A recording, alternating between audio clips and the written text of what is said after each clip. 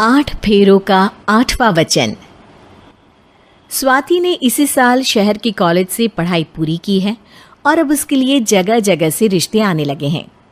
स्वाति से ज़्यादा उसके रिश्तेदारों को उसकी शादी की चिंता है, इसीलिए जो भी स्वाति के घर आता वो किसी नए लड़के की खबर ज़रूर ले आता। अरे दीदी, ये फोटो देख के बताओ कैसा है। राहुल नाम है लड़के का, मेरी सहेली की बहन का बेटा है। अपनी स्वाति के साथ एकदम प्यारी जोड़ी लगेगी इसकी। ज़रा दिखाना, फोटो तो बढ़िया लग रहा है। कोई गलत आदत वादत तो नहीं है ना इसे? और कमाता कितना है? अरे कोई गलत आदत नहीं है दीदी, आप कहो तो एक मीटिंग करवा देती हूँ, फिर सब कुछ फाइनल कर लेना। हाँ हाँ, ये सही कह रही हो तुम। संडे को स्वाति के पापा भी घर पे ही रहेंगे। बुआ फिर वहाँ से चली जाती है और रात को स्वाति की माँ उससे कहती है, स्वाति बेटा, आज कमला बुआ ने एक लड़के की फ़ोटो दिखाई है। संडे को वो लोग मिलने आ रहे हैं, तैयार हो ना तुम बेटा? अरे मम्मी, आप कहाँ कमला बुआ के चक्कर में आ जाती हो? अभी इतनी जल्दी कोई शादी वादी नहीं करनी है मुझे। अरे बेटा, अच्छा लड़का है, बुआ जानती है उसे अच्छे से। हाँ स्वाति बेटा, एक बार मिल तो लो, बाद में देखेंगे आगे क्या करना है। वैसे तो कमला रिश्ता लाई है तो मना करने का तो कोई सवाल ही नहीं उठता। संडे की सुबह होती है और कमला बुआ राहुल और उसके मम्मी पापा को लेकर स्वाति के घर आती है। अरे आइए आइए भाभी, इसे अपना ही घर समझिए। इनसे मिलिए, ये मेरे भैया और ये मेरी भाभी हैं। नमस्ते भाभी जी, ये है हमारा लड़का राहुल, सरकारी नौकरी की तैयारी कर रहा है ये। वैसे आपकी बेटी कहाँ है? अरे स्वाति बेटा, बाहर आ जाओ। वैसे कितनी पढ़ाई की है स्वाति ने? जी, पोस्ट ग्रेजुएट है हमारी बेटी साइंस में। ये सब तो ठीक है, पर घर संभालना जानती है या नहीं? हमें कौन सी इससे नौकरी करवानी है, नौकरी तो मेरा बेटा करेगा ही। पर मैंने इतनी पढ़ाई की है और आप चाहती हैं कि मैं घर पर ही बैठी रहूं? अरे स्वाति बेटा, ये बड़ों की बात में तुम कहाँ बोल पड़ी? हम सब देख लेंगे क्या करना है क्या नहीं।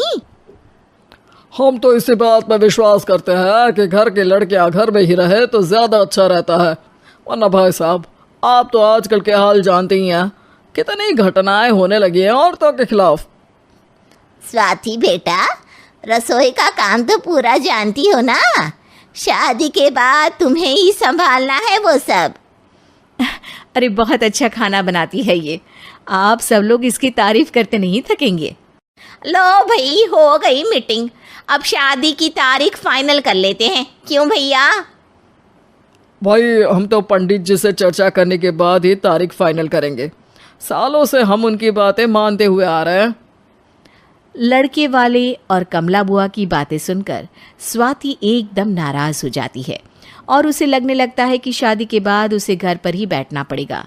लेकिन घर वालों के आगे उसकी एक नहीं चलती और उसे शादी के लिए हाँ कहना पड़ता है। शादी का दिन आ जाता है और सब मंडप में जमा होते हैं। अब फेरों का समय हो गया है, अब कन्या अपने वर से 7 वचन मांगेगी। आप किसी धार्मिक आयोजन में जाएं तो मुझे भी ले जाएंगे। आप मेरे माता पिता का भी बराबरी से सम्मान करेंगे, हमेशा मेरा साथ निभाएंगे। आपको दोनों परिवार की जिम्मेदारियां बखूबी निभानी होगी। हर ज़रूरी बात में मेरी भी राय लेंगे। आप सभी गलत आदतों से दूर रहेंगे। आप मेरे अलावा किसी और औरत से कोई गलत संबंध नहीं बांधेंगे। ये 7 वचन पूरे हुए, वर क्या तुम्हें ये सारे वचन मंजूर है? जी हाँ पंडित जी, मैं सारे वचन अच्छी तरीके से निभाऊंगा। अरे वाह वाह, बढ़िया तरीके से सब काम संपन्न हो गया। तो इसी के साथ विवाह संपन्न हुआ और आज से ये दोनों पति पत्नी हुए। 1 मिनट पंडित जी, अभी एक वचन लेना बाकी है। अब कौन सा वचन है बेटा? मैं अब हमेशा के लिए किसी दूसरे घर में जाने वाली हूँ, तो पति के अलावा मैं अपने सास ससुर से भी एक वचन लेना चाहूँगी। अब कहो बेटी। मैं ये चाहती हूँ कि मुझ पर किसी बात की कोई पाबंदी नहीं लगाई जाएगी। मुझे सब कुछ करने की आज़ादी होगी और मैं भी विश्वास दिलाती हूँ कि मैं एक अच्छी बहू बन के दिखाऊंगी। स्वाति की बात सुनकर उसके सास ससुर एकदम चौंक जाते हैं और कुछ बोल नहीं पाते कि उतने में कमला बुआ बोल पड़ती है। अरे बेटा, ये भी कोई कहने की बात है? रानी बन के रहोगी तुम तो। वचन देने से पहले सोच लीजिए, क्योंकि शास्त्रों में वचन ना निभाने वालों के लिए नरक से भी बदतर सजा लिखी है।